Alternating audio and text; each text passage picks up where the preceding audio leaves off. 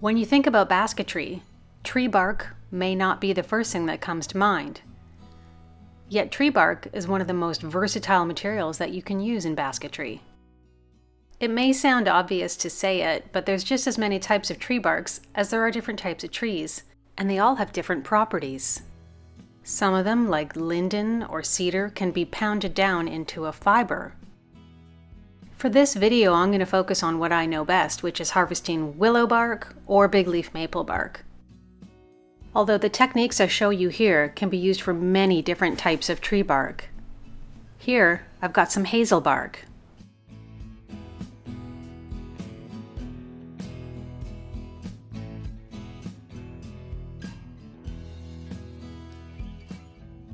I love this material so much I had to break this down into two different videos. In this one I'll show you how I sustainably and responsibly harvest fresh bark, and in the second one I'll show you a little bit about how I use this material and hopefully give you some ideas of what you can do with it.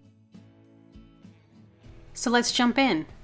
Rule number 1, bark peeling has to happen in the spring or early summer, when the sap is rising. Find someone doing some spring pruning. Here I am in my neighbor's yard and they were trimming their weeping willow. The first thing you want to do is cut a long line down the entire length of the branch. And I'm going to do that where this bark is starting to come off here where it's already splitting. So I'm going to line up my cut right there. And it actually works better if you use your thumb and forefinger as a guide on either side of the branch while holding the knife. I just kind of forgot. Use a twig that you've cut an angle into and use that to start to lift the bark on both sides of the cut. If it's a smaller branch like this, you should be able to just use your hands for the rest of it. Just go slow and take your time. You're trying to get the bark off all in one piece. And let me back up a bit to tell you, when you're first starting out, try to find a long branch without any side branches.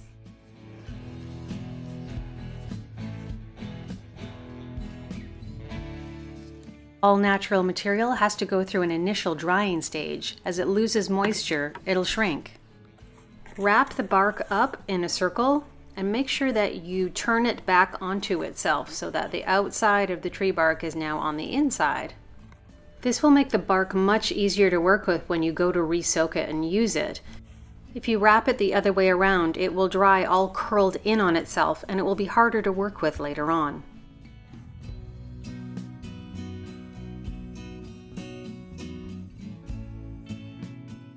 You might be surprised how much you can get just from your neighbor trimming their willow tree. In the spring, I'm always on high alert for bark removal. These trees were cut down by the city, down by the railroad tracks. I like to wear the safety vest when working in the ditches or the roadsides, mostly just because no one questions you. If you're not sure what kind of tree it is, take a look at the buds. This one was a poplar. For bigger logs like this, it's good to have a bigger tool. This is a mini pry bar. My husband found it for me in a hardware store. It's really come in handy. This next section I narrated while I was harvesting, so just a warning, the audio levels are quite different. We had some really high winds about a week ago, and it looks like this maple tree snapped and lost this branch in that storm. So what I'm going to do is harvest some of this bark. There's another branch around the other side I'm going to try first.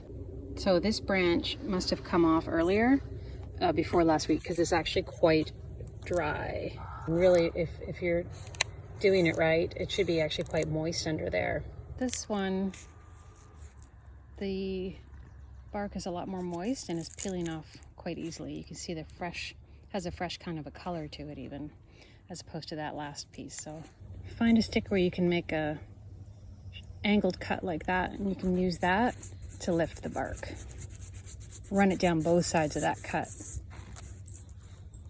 Immediately I can tell that this bark is much more fresh. This branch came down much more recently than that last branch. And you should actually be able to hear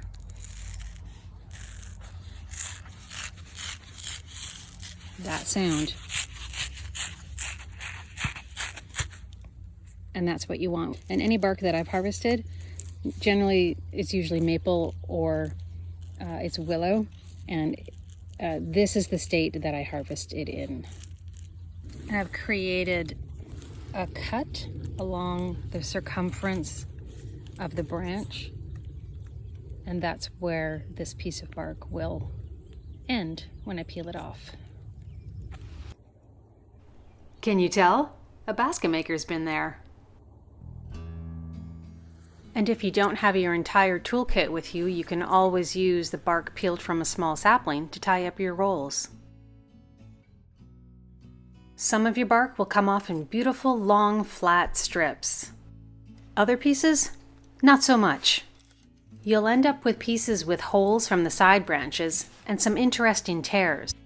In some ways, this piece will be harder to work with, but in other ways, it has a lot of character.